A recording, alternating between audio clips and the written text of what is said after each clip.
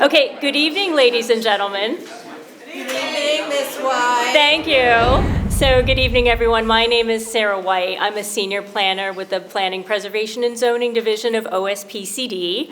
I have the pleasure of working with our most excellent scribe and senior planner, Sarah Lewis, who has the best handwriting in the world.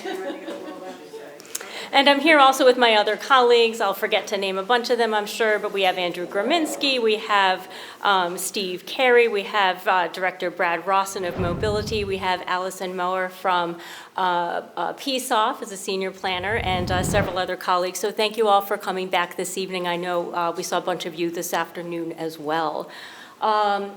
So just a couple of quick things to orient you. We're talking about civic space and mobility. That's what we spent our afternoon doing.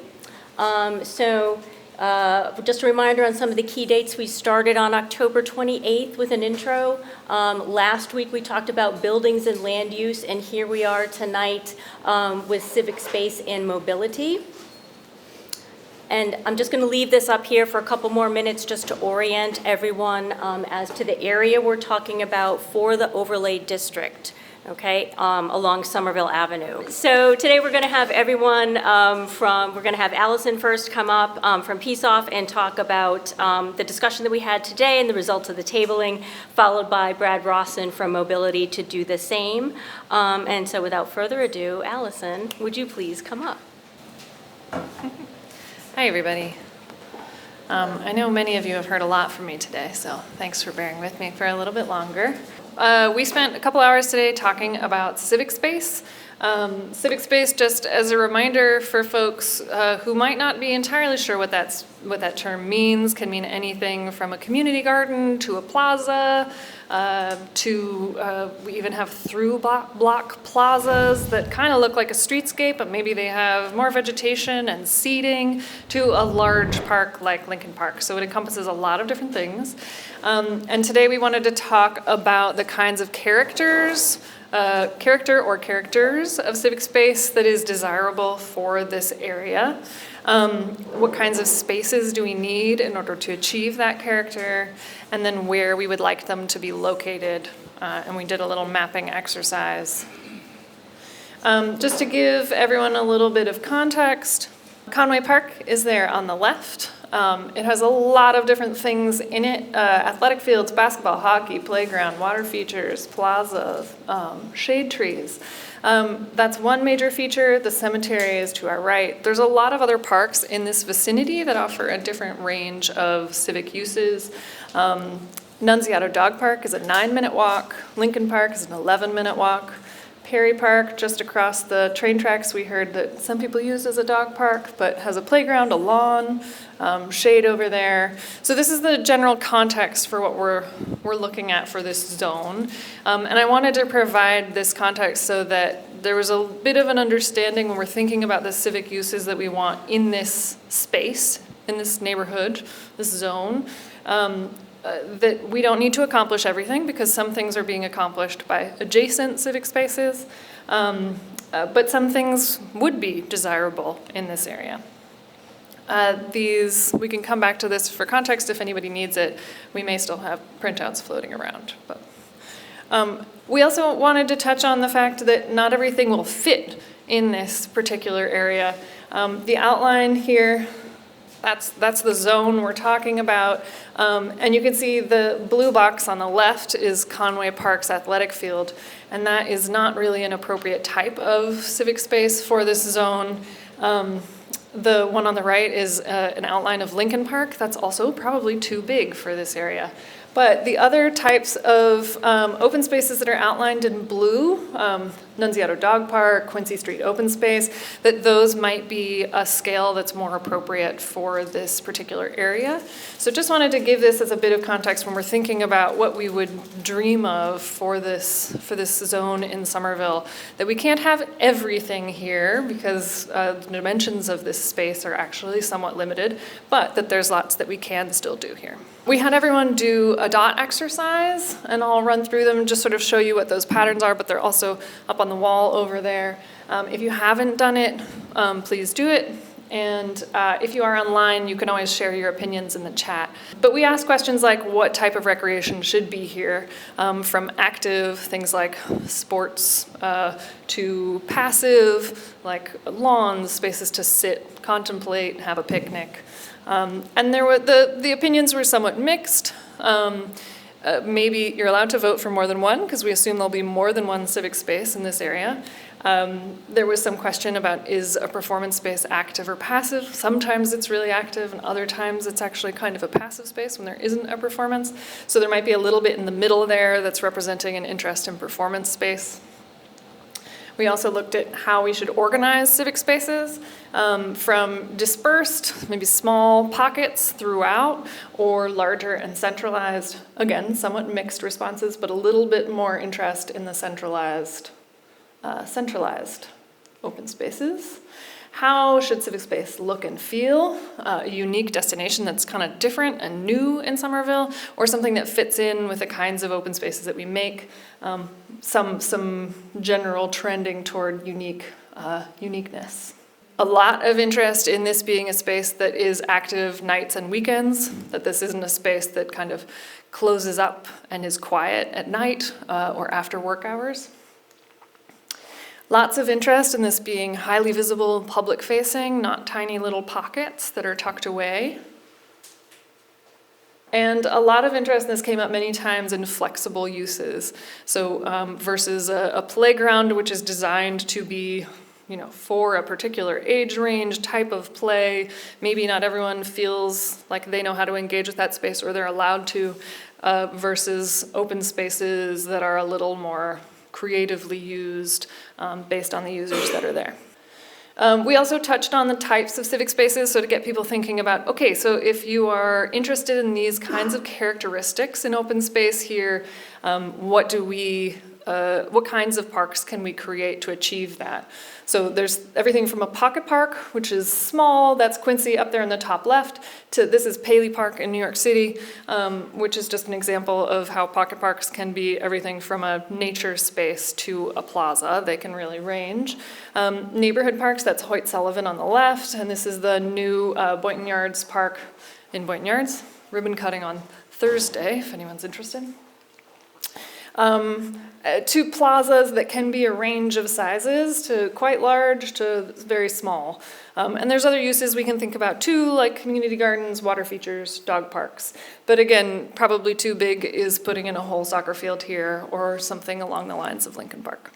So the feedback was wide-ranging. We have the notes up here as well. I couldn't touch on all of them, but some of the things that came up in our discussions were that multi-purpose flexible spaces were very desirable for all ages, so not just playground equipment. So things for all ages, not something that, not just playground equipment that is, cordoned off for a particular age group, but something that everyone can access. But also kid-friendly things that you can climb on. Maybe that's just rocks, maybe that's stumps. It doesn't have to be playground-specific equipment, but things that kids can engage with. There was an interest in layers, different vertical levels, performance space, which it was noted that these are performance space is missing from the nearby parks. Shelter for all weather use, ADA accessibility, that these spaces should be welcoming and inclusive, so not just for the direct neighbors, but that this can be a resource for the broader community in Somerville. That it can be a support and for the general well-being of everyone that may not be able to afford living in this zone, but can benefit from the resources that this area provides. And then it was noted that we need to consider that a larger centralized open space here will result in changes to the building massings. The way that we envision open space will change how the buildings get laid out. Height, dimensions, all of that react to how civic space is laid out on the street as well. From the tabling exercise, we have some posted up here on the wall. I've got a couple images I can show you. But we did spend some time in small groups working on trace paper, on maps, trying to understand where these civic spaces could go. And one of the big questions was how can we benefit the diverse range of people who come to Market Basket? That Market Basket is, sort of like the UN hub of Somerville. It's such a popular destination, and how do we capitalize on that to both give people benefit of the open spaces in this area, and also, create a clear connection from Market Basket into this neighborhood. So we talked a bit about having civic space close to the store. There are challenges with loading docks and trucks coming in and out. But a desire for a clear connection to civic space from that area was definitely a theme. We talked a bit about noise and where it would be appropriate to have performances. There were a couple zones that were talked about. One was sort of in the courtyard area.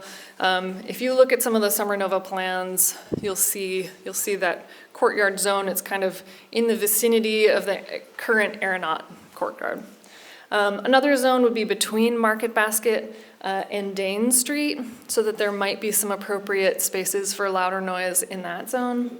And it was noted that it would be important to point performance stages away from neighborhoods in order to minimize the impacts of noise while still allowing for there to be noisy, fun music activities in this vicinity. We also talked about where civic space would be public-facing enough to draw people in. One group explored a connection to Somerville Avenue. And then we looked at some park ideas along Dane Street. It was noted that there's a lot of cars coming up and down Dane Street, so there's things to consider about that, but that if we orient civic spaces in a way that might direct slightly away from the street, that would still give us the visibility of being along the street, the benefit of that zone, with minimizing the impact of people being in a park next to cars. We also talked about alleys as civic spaces too. You may have seen that in the Summer Nova proposal, there are a couple different cut-throughs that don't exist right now, but that create continuity to Park Street, and that also along Block 3, is it Block 3 next to the Market Basket? Is that the right block?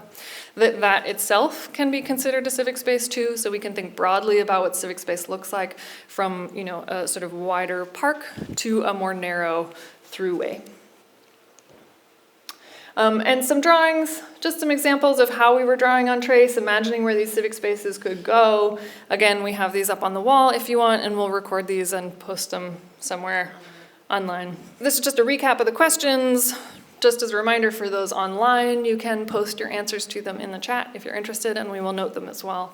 And that is it for my recap. I'm happy to take questions on that at the end. Great. Thanks, everyone.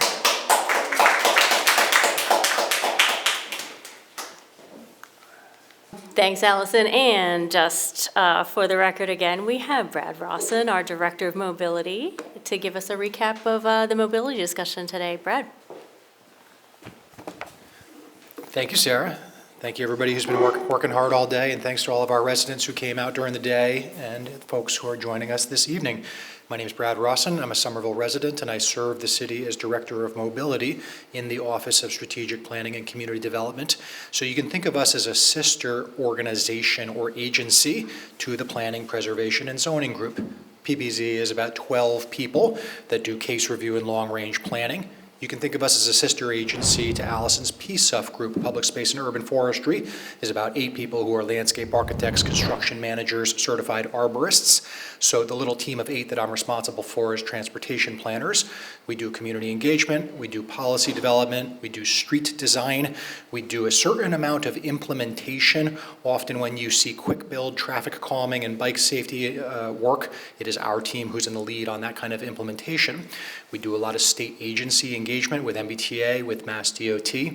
We do a lot of private development review, which is part of the reason that we're here tonight. So a portion of our responsibilities include supporting regulatory processes for our city council, our planning board, our zoning board, our planning, preservation, and zoning staff. So I'm here on behalf of a great team of 8, small but mighty, that are working to support the community vision for redevelopment and planning in this Central Somerville Avenue corridor. So this afternoon, we were asked to provide some background and discussion on a few different elements of the relationship between land use and transportation planning. One of the things that we tried to emphasize, and we really want to re-emphasize tonight, is the different types of regulatory processes and steps, and when we can expect to find more information, do more impact assessment, and more mitigation planning. So I'll get there in a moment. We also emphasized this afternoon that all of these elements are interrelated. So much like Allison was just describing with civic space, the relationship between private development, between mass transit performance, between an incremental yet rapid build out of safe streets infrastructure with sidewalks, bike facilities, and traffic calming, these things are all related. We talked a bit about the challenges of urban loading and freight operations in dense old cities like Somerville, and the pros and cons of looking at different site plan characteristics that would put, for example, commercial loading docks to support the types of office, R&D, artisans, ACE, and tough tech land uses that are envisioned here at the Summer Nova campus on Properzi versus Tyler versus Dane versus Park. And critically, we spent a lot of time talking about the important relationship between parking and trip generation. So often we find that community members, not only in Somerville, but all around the country, look at private development as offering more negatives than positives because there are assumptions that development inevitably creates a lot of motor vehicle traffic and congestion. And one of the things that Somerville has been working on for many years now is to try to address the relationship between parking and trip generation and make sure that we are really limiting motor vehicle parking, because that's what the science shows actually generates the trips. It's rarely the upper floor uses of apartments and office spaces. It's often how much parking do you provide, because people follow those incentives and drive, even at the expense of transit connections. We spent a fair bit of time talking about the different steps in a due diligence process that we as a community would go through for these types of planning activities. And so we wanted to reiterate for folks that we are at the zoning stage right now, working to devise the kind of operating rules and framework for zoning regulations. And those are intended to govern what land uses are permissible, what are excluded. It's intended to govern the intensity of the redevelopment. Are we planning for a certain volume of new development or 50% of that volume? You get the point. And then crucially, we talked this afternoon about can zoning address the parking and land use question head on? And we want to state very, very clearly tonight and going forward that the answer to that third part is yes. The City of Somerville has used parking maximums, both hard caps and sliding scale ratios that scale with the intensity of development in some of our other neighborhoods like Union Square, Boynton Yards, Brick Bottom, and Assembly Square. And so we do strongly recommend that everybody involved in this process continue to work on that question to help right-size the motor vehicle parking portfolio as part of this potential rezoning process. Now, if we jump to the next stage of the regulatory framework, we would call that typically a master plan special permit, and that is a regulatory process that is intended to respond to property owners and applicants who wish to develop multiple buildings, often over the course of 5, 10, or even 15 years. It's really hard to work at these different time scales. And so this master plan framework is something that cities like Somerville have used to help anticipate phasing and the different impacts that come from different phases, which again, inevitably will require 5, 10, 15 years to materialize. When private property developers submit master plan permits in Somerville, they are required to submit 3 important documents that help staff and our regulatory boards and members of the public evaluate potential impacts and mitigation. One is a transportation impact study. In the old days, that was only about motor vehicle traffic. And of course, in Somerville, we're very proud that we think much more holistically. And so we look at MBTA, bus boardings and ridership and run times, for example. We look at pedestrian and bicycle counts, for example, not just traffic generation and traffic congestion. A second component of our required submittal packages is something called a transportation access plan, and this is also multimodal. We will sometimes think about realities like loading docks, realities like sometimes parking garage entrances, but also accessible paths of travel for pedestrians, for people using all different modes of travel, people of all abilities. And so the Transportation Access Plan is another one of those critical overlap points with the work that our Public Space and Urban Forestry Division do when we think about great human-scaled streetscapes and civic spaces along building frontages. In between our afternoon session and our evening session, a couple of our staff took a walk down to the Boynton Yards neighborhood to inspect some recent construction that's been making some progress. And I was really excited to see the wide sidewalks, the separated bike facilities, the high-quality planting media, good street lights. And it's important that folks know that those are all standard requirements for developments of this scale.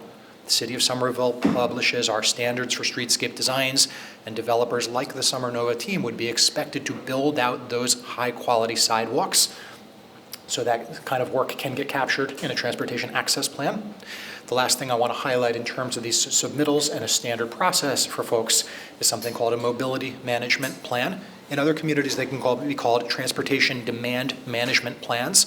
Somerville has kind of stood on the shoulders of the city of Cambridge, which is a national and international leader in this space, requiring private development to forecast the way that we would anticipate new residents and new workers getting to and around and from the new neighborhood or the new buildings in the neighborhood, anticipating what percentage of those trips would occur by driving, walking, biking, or mass transit, and then committing to enforceable financial incentives and disincentives to try to push people's behaviors to the modes of travel that we as a community have said are important to us.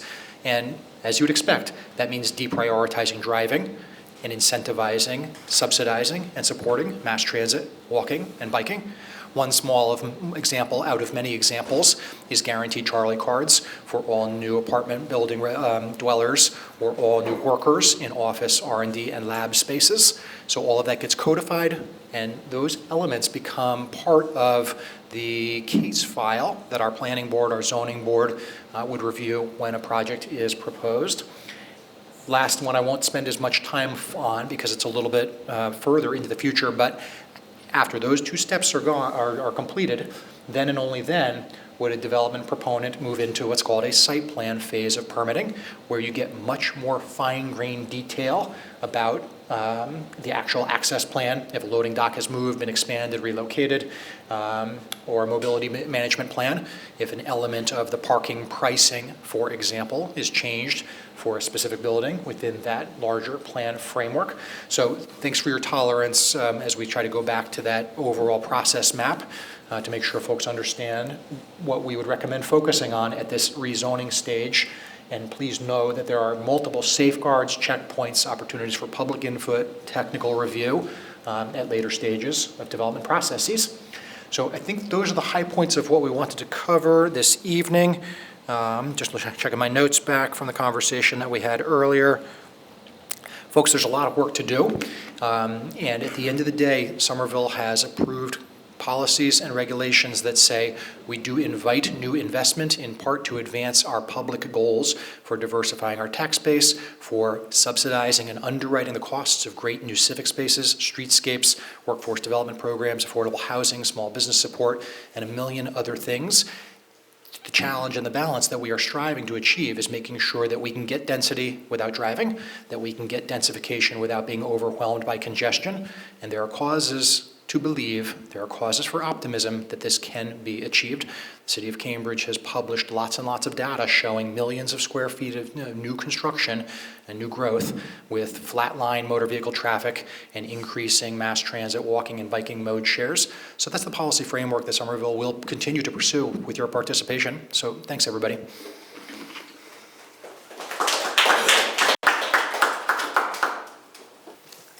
Thank you.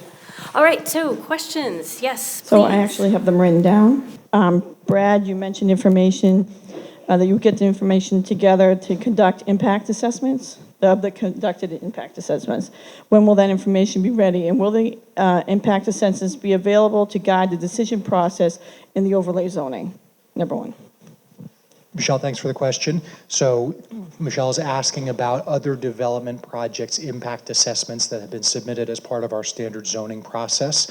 And one of the things that we discussed this afternoon is that those resources are available publicly online, but they're really tricky to find. Yes. Super annoying, even for our staff. So one of the outcomes of today's work is to just warehouse them in a more easily available public location. So the answer is yes. Cool, thank you.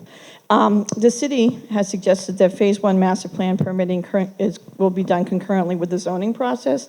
How are we to address the impacts of these if we're doing them both at the same time concurrently? What is the plan for that? How do you address, you're doing zoning, you're doing all this together at the same time. So how do you address some of these issues? That is a question that I think maybe PPZ staff can answer better than mobility staff. Anybody, just, yeah. So it's not happening simultaneously. Okay. We're talking about it because it is a continuum. And so we do have to, obviously, all of these things are interrelated. So we do have to talk about them all together.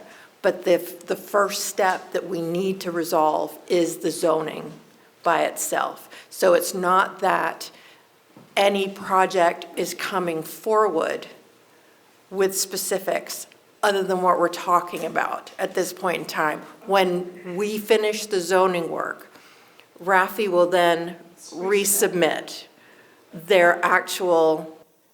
Resubmit, but they haven't retracted the last one. Thanks. Great question, Michelle. Yep. So first of all, the council is the one who's going to adopt the new zoning, just to make sure everyone's aware of that. Yeah. Based on the work that we're doing here. And then Rafi will provide what's called a master plan special permit. That's what they'll submit. It's not going to be their own overlay district. It'll be an actual application. Okay. So And at that point, that's when the permitting process starts. got you. Okay. And then Summer Nova's mobility plan is critical to understanding and writing the zoning because it involves height and massing questions. Will we be able to draw on the city's evaluation of the transportation impact study? That would be to you, Brad. So again, I think if I can rephrase the question and try to answer it efficiently, Michelle, you are asking whether the development team would be asked to submit a new transportation impact statement to inform consideration of zoning. And the quick answer is no, that is not our standard process. Okay, thank you. I just want to remind folks that the zoning is passed by the city council, but the master plan special permit and the site plan approval is by an unelected body, that is the planning board.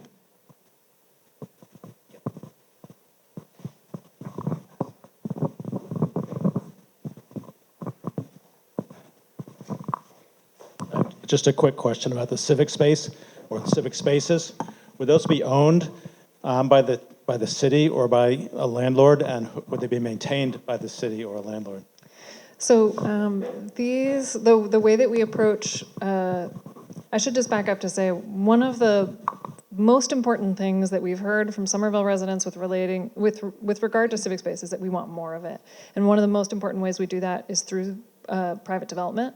And so in any private development process of a particular size, we go through this process of trying to understand what civic space needs are in that area, what makes sense. There's a negotiation process with the developer themselves. This is all initially part of the master plan phase, and then it becomes very site-specific in the next phase. And through that, there's a negotiation process where the city and the private developer decide who will end up owning it in the long run. It is dedicated to the public, so it will be a public space. They are maintained by the private developer, but some of our properties are actually privately owned still. We call those POPs. You may have heard that, publicly owned private space, or sorry, privately owned public space. We need a different word for the publicly owned ones because occasionally we do get those property rights back. So Boynton Yards Park is an example of one that the private developer built. They will be maintaining it, but the city will actually own it in the long run. Yeah, was there a follow-up? Not imply that the private ownership or maintenance is a bad thing. Yeah. In fact, I think it's maybe Maybe it's not on. Maybe it's even a good thing, because the private interests probably have a more reliable source of funding than the city might at sometimes. But I think it's important that the spaces, that people know that it's open to the public. I know there's this kind of little park behind the apartment building here. I don't know what the street's called even, sort of near the Lake Market Street. Basket, with the hammock poles and stuff.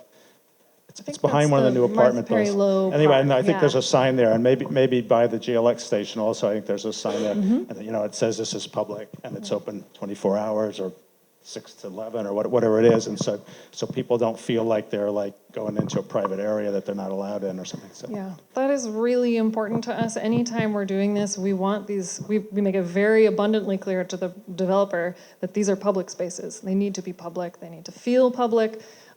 This is something we've talked about all day today too, is it like, this is, the group that we were working with today agrees, these should feel public. Okay, and not to have the developer say, oh, we're going to make all this public space, well then kind of put a fence around it so like nobody They feels work welcome or very something. closely with us in that process to try to, we try to get, the best product that we can through that collaboration.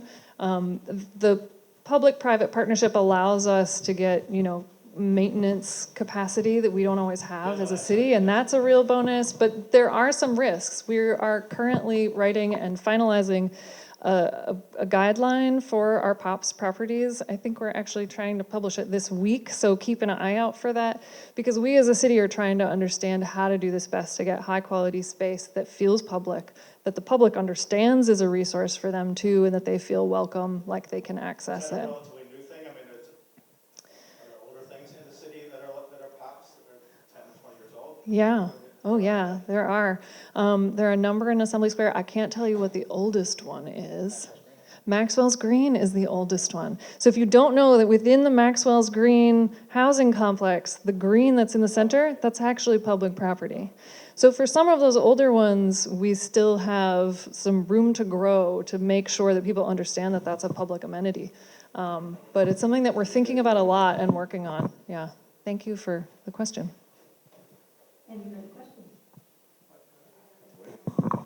Yeah, hi. Thanks for the presentation. A couple of things. First, on the space. I think performance spaces and quiet neighborhood spaces actually share something, which is you can't really have good performances in noisy places. So I think they actually work well together. It's just a matter of when you program which one. And I think that also goes to all sources of noise, but especially transportation.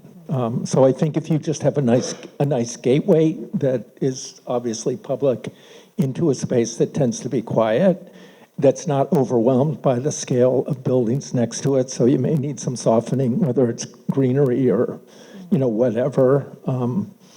But you also want some eyes on it, 18 hours a day or whatever, whenever you're going to use it. You don't want a crowd of eyes, but you just want, some workers who've been working late walking through, or some people coming home walking by and stuff like that. So, but I think they're the same characteristics, actually, good public space. You showed Paley Park, that's a small, quiet space, and it's got the water wall in order to kind of drown out street noise as well.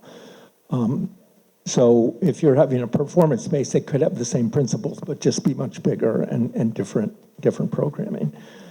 With regard to mobility, there's a difference between wanting everything on the same streets and actually understanding immune cell biology and exposures. So when you have a really busy street, you don't want a bike lane on that street, because the environmental health impacts of the emissions far overwhelm the benefits from the active transportation, far overwhelm them. And the studies from Europe, like Copenhagen, which I think is still ahead of most of the US in its city planning, prove that. The bicyclists in Copenhagen have much worse health than the people who get no exercise at all, who live in the 10% busiest parts of Copenhagen. So that would not be predicted, I think, by people who look at this stuff from a philosophical point of view as opposed to a hard science point of view, but the science is pretty clear. Those bicyclists have more heart attacks and more lung cancer than people who get no exercise at all and live in the same 10% of Copenhagen. Now, if you put those, and some of it's education, so you have the picture you had of Somerville Avenue has no cars running on it. So in your slide, you know, if it's not busy, that's fine. But if it's busy, cyclists are much better off on, or joggers or whoever, on a much less traveled road. So I'd just make those few comments. I'd welcome responses, but. I can pass this to Brad, but I just want to say thank you for saying that so succinctly about both noise and quiet coexisting really nicely. I think it's a good point of inspiration for thinking about civic space in this area. Yeah, thanks, Wig. I would echo Allison's compliments, appreciate those comments. So on the questions of public health exposure to breathe in air that is dealing, obviously carrying emissions related to motor vehicle engines, yes, you and I have worked on these issues for a long, long time. And when the city plans for bike facilities on a street like Somerville Avenue, the imperative is to save lives in terms of traffic violence. And we can do better. Wait, please don't interrupt. We can do better thinking about chronic health exposure. But in the meantime, our residents have told us that they need to feel safe. Interestingly, one thing that blends these two elements is when you look at the city's official bicycle network plan, there are two facility types that are anticipated. One is separated bike facilities on higher volume, higher stress roads like Somerville Avenue, and another one is more of a shared streets framework on back streets throughout the neighborhoods. We call them neighborways in Somerville, and those are for folks who are just never, ever, ever going to feel comfortable on those busier arterial streets. So official city policy is to build them both, to build them fast, to build them safe. But I also want to acknowledge what you're saying about motor vehicle emissions and tailpipe emissions and their impact on health. Our recommendation, and I believe that our policy framework, is to try to address that problem at its source and reduce VMT, reduce vehicle miles traveled, and reduce traffic as much as we can, given our limited street network and our urgent need for safe walking and biking facilities. Yeah, and just to be clear, the chronic health effects from the exposures on the busy streets far outweigh the accident impacts, including mortalities. There's no doubt about that in the hard science. I've taught this for 10 years at Harvard School of Public Health, and I'm brought in just to teach that. Okay. First, are there any questions online in the chat or verbally? Nothing so far? Okay. Could you quickly, if we could, he hasn't had a chance to ask a question yet? No, you're good? Okay. Please continue. Just an example that I experienced, and I'm not sure of this, but in Cambridge, to go north-south in the middle of the city, let's say from Central Square area to Union Square, Cambridge has marked streets and for bikes on Norfolk Street and Columbia Street, not Prospect Street. That's an example of what Wig's talking about.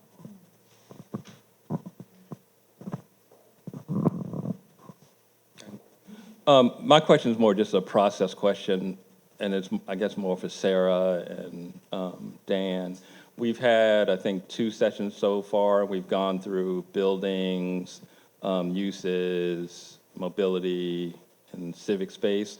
And my concern is that it's too general for me, that I'm not understanding, other than the boundaries of the overlay district, what the specifics are for the district. And my fear is that there's a lot of anticipation around this, that we're gonna, after this process is over, have a good sense of, for buildings, for example, in the overlay, it's going to be 130 feet, 45,000 square foot. I don't know if that's the number, but here's what we're going to have for step backs. Here's what we're going to have for this. Here's what we're going to have for uses in the overlay. And my fear is that we're having a lot of conversation generally and theoretically, and I'm curious about it and it's interesting, but I'm scared that we're going to get to November 18th and we're still not going to have a good itemization of it, for each of these sections, maximum parking, whatever, in the overlay. What are we looking at as a sketch? And if something drops on December 1st that all of a sudden appears, because we haven't had it so far, if on December 1st, some document comes out with all this stuff in it, that says, oh, the height is this, the parking is this, there is going to be a reaction, at least from the sort of neighborhood people that I talk to, that, wait a minute, where the F did this stuff come from? Like, we haven't nailed down this. So I'm asking if we can have some sort of inject and change in the direction or augmentation, maybe not change is too strong, where we can somehow put down on a sheet of paper buildings, this is what we're looking for in the overlay. Uses, this is what we're looking for in the overlay. Mobility, this is what we're looking for in the overlay. So that people can look at that and say, okay, I don't like this, but I like that, but I can accept this, I can do that, so that then that's how people can digest it and it can get socialized. If it just comes out on December 1st, and at that December 2nd meeting, this scroll goes up with all this stuff in it, and nobody has seen it before, I'm begging, can we do something interim that we start to, because I thought after buildings, I was going to be able to go back and say, yeah, here's what they're thinking about buildings, 130 feet here, 10-foot step back, blah, blah, blah, blah, blah. Here's what we're thinking about uses. Here are all the uses. And then when we get to December 1st or 2nd, it won't be a surprise because we'll have been sort of socializing that stuff all along. So this is coming out, and I went home to eat dinner and I already had a glass of wine, so I'm probably not being too clear, but I am eager to have that and not have the drop on December 1st, and then nobody has seen it before and it becomes a big thing. So is there something we can do in between now and then when we can start to put some of that stuff out? And I know I was pressing you earlier, Brad, like, what is the parking number? Like, it's those kind of things that I think people want to see so that they can react. It doesn't have to be the final number or the final thing, but at least people can start to say, oh, okay, well, we've been talking about 600 and 400 or something like that parking spaces. We're not talking about 1,200. At least people can start to get used to it. So I don't know if that was clear, but that's my comment. That was absolutely clear. Can I answer this one and then come back? Just a couple people online seconding that here. Oh, okay, all right.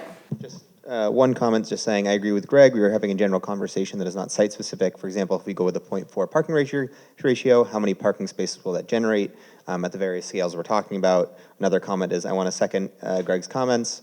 We need to have conversations about specifics so we can understand the real-life impacts and benefits that we're inviting with the overlay. So first of all, I want to thank Greg for putting on his project manager hat, because as we've talked about, those are all the things I've been worried about too. Part of the reason, I'm going to throw this back on all of you, part of the reason that we're doing these exercises is we also thought that we were going together to get to some of those decisions, and we have not. We've done a lot of talking, as you've said. Now, the November 18th afternoon session that was mysteriously labeled zoning on any of the documents was the catch-all to try to get to those points. So that meeting, we will come in with charts and posters that we hope to leave that afternoon, that evening, with those numbers filled in. Otherwise, we, the city, cannot do that next step and I love the idea of having a zoning scroll. That would be dramatic. But we can't do the work to actually pull it all together without a lot of those numbers. So that's when the afternoon of next Monday will be absolutely critical. I just want to make sure I'm understanding everything. You have base zoning, which is just like what anybody can do. If they own the property, you can do it. Don't have to ask anybody, you do it. Boom. You have whatever we're doing here, which is The overlay district. the overlay district, which will be zoning, which will be law, will allow people to do whatever, the stuff that's in it, whatever we decide, whatever. And then Rafi is going to come and ask for more stuff to change it. Yes. And that's called a? I mean, do you Oh, understand? you're talking Yeah. about regardless of, even if the proposal comes in under the new overlay district, it still has to meet the new zoning. Otherwise, it becomes an entirely different project and a process. So they Which would is an still have added to. process that they would have to go through and do Yes. all this public. Okay. Yes, and whether that's a hardship variance, whether that's, Okay. sort of, there's all other just steps. wanna They make still sure have every- to meet yeah. the new zoning that we're trying to write right now. Okay, thank you. It's going to be so easy to distinguish who wrote what on that. This Sarah wrote it this way. This Sarah wrote it this way. Anyhow, any more questions? Please. This is from Courtney online. Will the result of this process end with a percentage of civic space required in the new overlay district? I was just thinking that one of the things that I want to do in anticipation of your goal to give you something that you can look at is doing things behind the scenes so that we understand what civic space requirements we're aiming for in this overlay district. In my mind, that's a question that I would turn to Dan and ask Dan, okay, so what specifics do we need to really pin down? Part of what we talked about today are things that we can apply to stuff we do within our master plan process, which is a civic space study. We try to understand the details of what civic spaces are needed in a place through that master plan process. From the overlay district, I wish I could answer you better, Courtney. I feel like you maybe could answer better than I could. Courtney is someone we worked with in the past, assuming it's Courtney Kirk. But I feel like Dan would be able to answer that more, because I want to know too, like what are those bullet points that we're trying to hit for the overlay district? And that's something that I will be working on in the next few days to try to get clear before. It's frightening that I'm going to use the words right now. I can channel my inner Dan. And Dan's answer, I'm pretty sure, would be, we can figure the tools out later once we know what we want. So, for example, if there is a civic space, as we've talked about, that has a performance use in it, that has different specific criteria, that probably has space constraints, as we talked about, orientation and that sort of thing. So the idea that that particular space will have totally different needs than something that might be a more flexible plaza. One of the things we heard today was the opportunity for playful competition. And so that's a, sort of a flexible, maybe there's a pickleball court in place. That, again, is a different civic space. So rather than putting a percentage on it, I think what we would want to talk about is, given the fact that we've discussed so many uses that are important and things that are lacking in this area, I think it's better to not get hung up on percentage and numbers and get to the point of the uses and what we really want to see and need. And also where we want to see civic spaces, because we also can zone where they're located through an overlay district. We'll be working on this in the next week. This is just a procedural question, but is the process going to be to kind of lay down the general framing in Somerville before any MEPA process, the MEPA process would follow?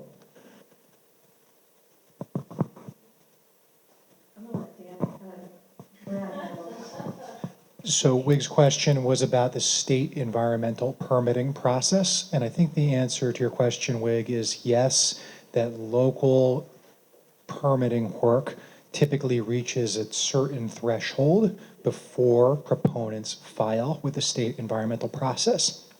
Typically what we see for large-scale multi-building developments in Somerville is that folks would have a zoning pathway, meaning that they're proposing something within zoning regulations, a specific area, and furthermore, they would go through that first level of entitlement that we described, that master plan level permit to say 6 buildings, 4 buildings. We're going to do some block busting and cut it in some new streets that look kind of like this with these different street grid elements. Here are the civic spaces. Here's the use program. Here's the parking ratio.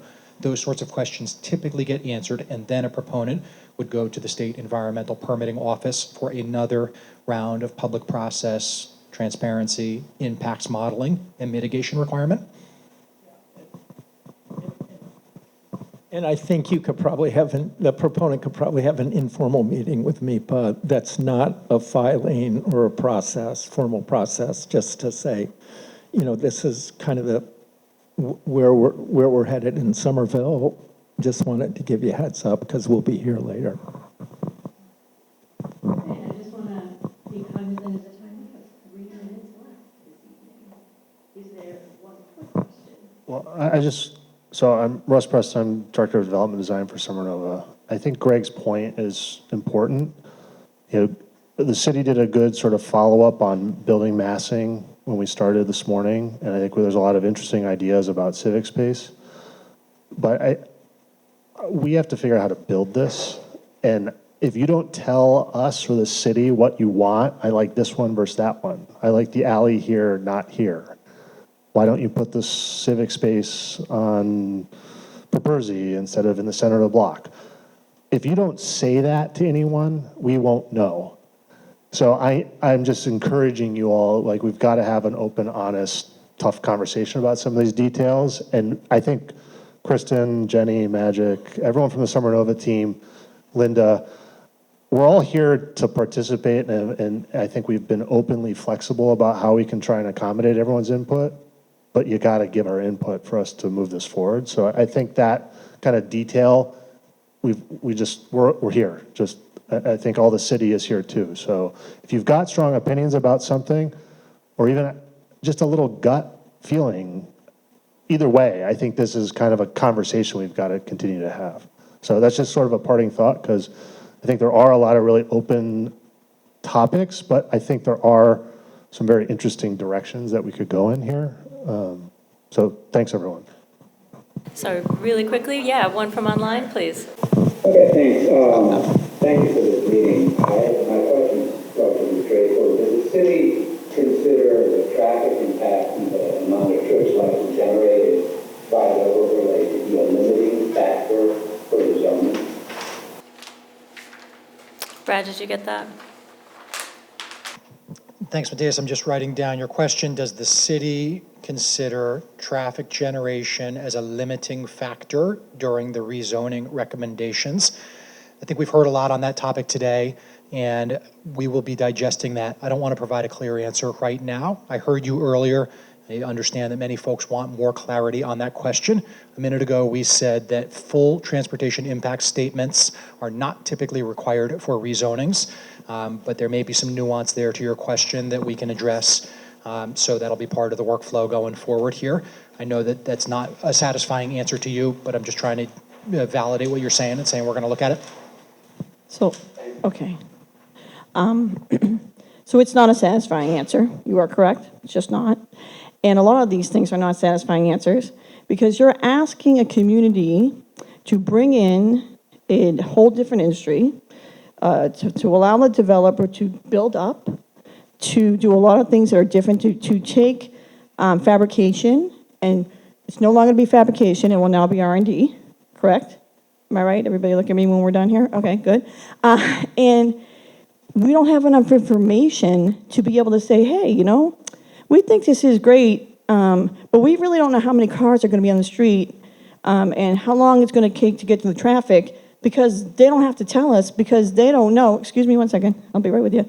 But do you understand, it's like there's a lack of certainty here, and I understand there's only so much certainty you can have, but it's like really no answers to some of these questions that you're asking people to bring this into their neighborhood without answers. They're very important questions like, am I going to be at a light forever?